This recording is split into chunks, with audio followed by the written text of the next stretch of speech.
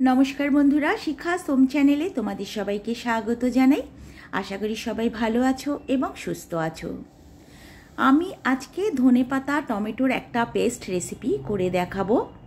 এই রেসিপিটা ভাত রুটির সাথে যেমন ভালো লাগে তেমনি পাউরুটি বা স্যান্ডউইচের সাথেও খেতে এটা খুবই ভালো লাগে। আশা করি এই রেসিপিটা তোমাদের ভালো লাগবে। তবে চলো শুরু করি আমার আজকের ধনেপাতা টমেটোর পেস্ট রেসিপি। তার জন্য প্রথমে আমি একটা পেস্ট বানিয়ে নেব।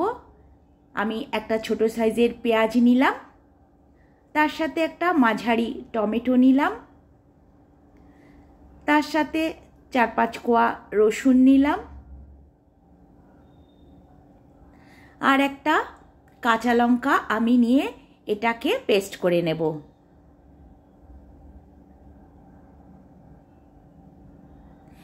এবার আমি ধনে পাতাটাকেও ধুয়ে রেখেছি, ওটাকেও আমি এবার পেস্ট করে নেব।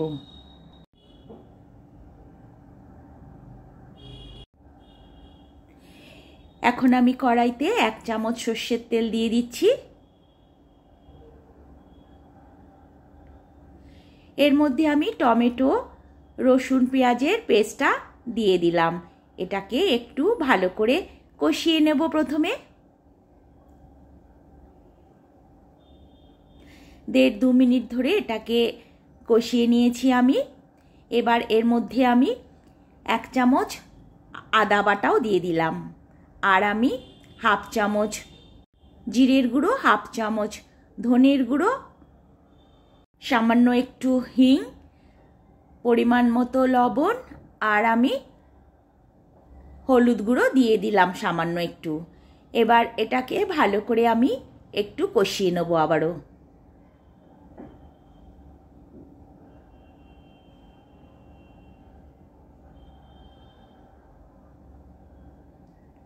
এক 1.5 মিনিট ধরে আমি এটাকে একটু ভালো করে কষিয়ে নিলাম।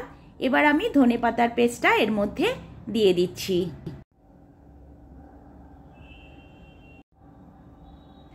এক চামচ আমি ভিনিগার ওয়াটার দিয়ে দিলাম। তোমরা ইচ্ছে করলে লেবুর রস অথবা তেঁতুলের কাইও দিতে পারো।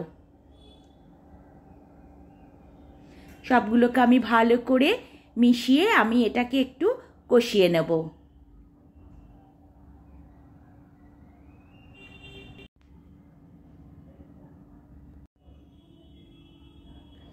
এবার আমি 1 চামচ থেকে একটু কম চিনি দিয়ে দিলাম।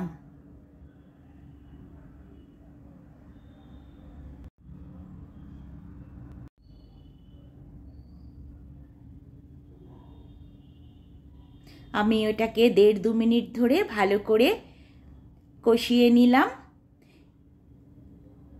আমার এটা একদম রেডি। আশা করি রেসিপিটা তোমাদের ভালো লাগবে। ভালো লাগলে অবশ্যই আমাকে কমেন্টে জানাবে এবং নতুন বন্ধুরা এরকম রেসিপি দেখার জন্য আমার চ্যানেলটাকে সাবস্ক্রাইব করে আমার পাশে থেকো। আর অবশ্যই ট্রাই করতে ভুলবে না। এই ধনেপাতা সবাই ভালো খায়, তোমাদের সবার ভালো লাগবে আশা করি। তবে আজকে আসি, সবাই ভালো থেকো, সুস্থ থেকো, টাটা।